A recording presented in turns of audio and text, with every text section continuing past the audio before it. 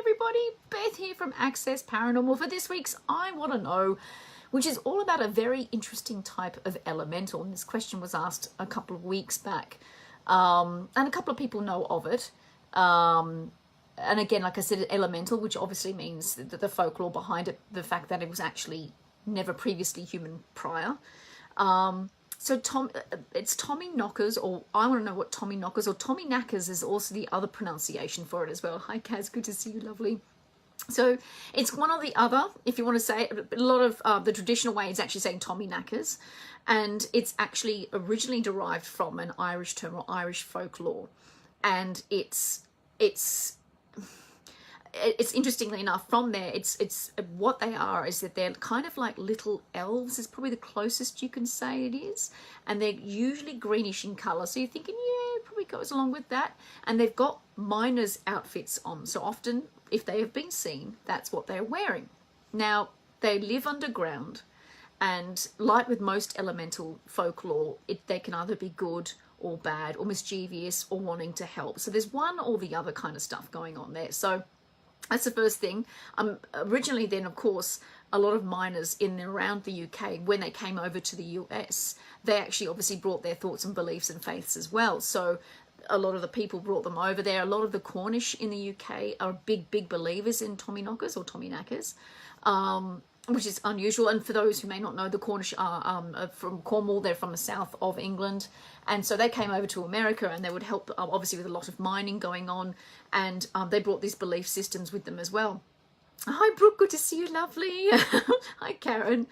So, yeah, it's a very interesting thing. And anyway, I'll talk a little bit about the reason why this particular subject is something that's quite fascinating to me, myself.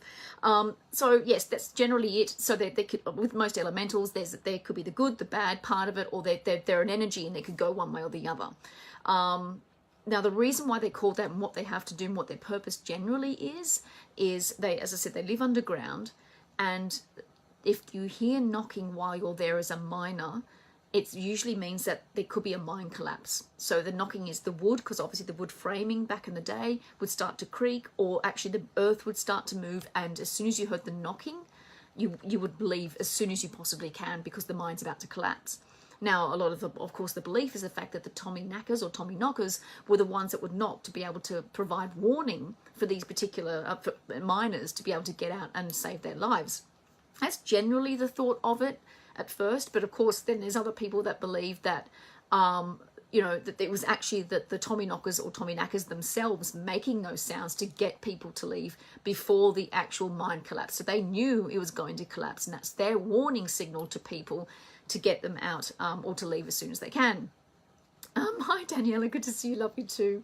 So there's that as well. Of course, there was also the other side of it where some miners believed that they would actually knock on the walls and make sounds when they were actually getting closer to finding things like gold or whatever, ore or anything like that was being mined in these particular spots as well. So there's you're actually getting closer to that too. So there were some miners that believed in that particular part of it as well. Now, another thing too that a lot of miners would actually do is they would, if they believed they were being helped by these particular sort of elementals, is they would offer food. And that's a very common thing, as most of us know. I mean, there's the Day of the Dead, there's the Hungry Ghost in Hong Kong. So it's a very similar thing where you're offering food and offering something to say thank you to actually be helping us and keeping us alive, and warning us of these kinds of things as well. Glad that it didn't happen on the weekend. Yes, Kaz, I'm really glad as well. No collapsing. There was me collapsing in bed after a long night and such. So that's probably the only collapsing that was happening over the weekend in beautiful Townsville. I was not Townsville, Ravenswood, my bad. Fabulous weekend that I recently had with the guys from Frightfully Good and Do You Believe, the Paranormal Spirit team as well. So there's that too. There was actually a story in the US, which I think was Smokeshire mines there. And what had happened is, what is believed to have happened, there was probably about 7 miners in this one particular area, and 3 of them all 7 of them heard the knocking, but only 3 of them started to kind of get a bit jovial, like, oh, what's this? Oh, is this the Tommy Knockers thing? And this kind of stuff. A bit of a, are you really true? Blah, blah, blah. Well, the other 4 didn't even stay around. They were like, we are gone. And they bolted out.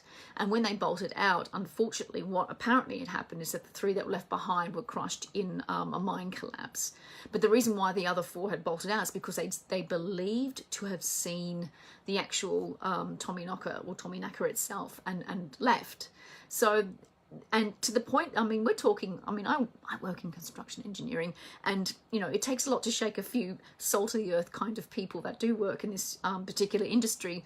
But there have been times where the belief within the Tominagas and the Tominokas is so strong that miners won't actually go into a mine if they believe that they have them in there. They're that fearful, they will actually not go into work to actually carry out what they need to do. So superstition is, you know, it's a thing. So, but yeah, there's such a belief into it that they actually won't even go and do their own day's work. So one of the reasons why I bring this up too as well, and I thought it was a very interesting subject, is because there was a particular program not that long ago, and I'm saying not that long ago, it's probably good, maybe 4 years ago possibly, where it was called Ghost Mines. And they actually came across a few of this type of phenomena actually happening. So I'm not sure if it's on YouTube. I'm not sure if you're able to, how we'll be able to see if you don't have pay TV or anything like that. But it is actually an interesting phenomena that they actually came across, or they felt they had come across. So if you can actually find it, Ghost Mines, it's really interesting. But again, I said, it's very difficult as an investigator to try. I mean, as difficult as it is anyway, it's paranormal phenomenon regardless, but it's more difficult when it's something that's considered a possible you know, elemental that you're actually dealing with, in particular with witness testimony and belief and superstition, excuse me. Also, the Germans have a different type of name for it as well, because they've got ones called Berggeister. Now, I probably offended the entire country by saying it in a completely wrong, different way, but it's almost like mountain spirits, and I know that's quite popular with a lot of very old faiths as well, where they believe there are spirits within certain mountains or underground that actually look after the area, and if you disturb it, you will know. So I think there's all different faiths and all different cultures do have different elementals like Tominagas. In that regard, but do go and have a look, do a bit of research. It is quite interesting. I was actually able to investigate a particular mine, and I say a mine, it was actually created for a particular location as like an attraction. So it wasn't a legit mine, but it certainly went down into the ground, and it was set up as a mine, not as far obviously as long, but it was still created as that. And we had some really interesting things happen. It's very interesting being underground. I've been able to investigate a location here in New South Wales called Jenolan Caves, and that has also been interesting as well. Obviously, it's not fully underground, but you are encased in the earth, and the acoustics are very different. The sounds are a lot more amplified, but also can be equally as confusing. So high five, throw that into the mix. But it's really fascinating. Go and check it out if you want. And if you've heard of it all, if you've heard of people having been through it, have you watched a couple of episodes of Ghost Mines or any other type of paranormal show that I may not have known or come across yet that does actually explore this particular subject? Hi Brett, good to see you, matey.